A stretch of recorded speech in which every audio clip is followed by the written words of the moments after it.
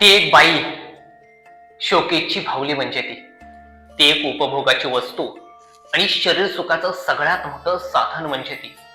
खरं तर पुरुषाबरोबर तिलाही 50% आरक्षण दिलं गेलं. पण संरक्षणाचं काय?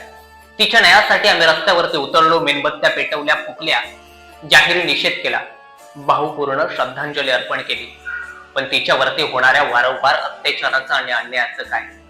स्त्री पुरुष समानता, लिंगभेद, गुणोत्तर, छळ, शोषण अधिनियम, सुकन्या समृद्धी योजना, लेख वाचवा देश वाचवा अभियान, सगळे योजना, अभियान, कायदे, कलम सगळं उभं केलं तिच्या बाजूला. पण खरं तर जिथं मानवतेच्याच नीतिमत्तेचं कलम झालं, तिथं कायद्याची कलम तरी आता काय करणार? आणि म्हणूनच वाटतंय छत्रपती शिवरायांचा आणि स्वर्गीय वाशी बापूबिरो वाटेगावकर यांचा विचार आत्मसात केला पाहिजे आणि कायदा हातात घेऊन फिरणाऱ्या त्या नराधमांना जातीच ठेचून काढलं पाहिजे.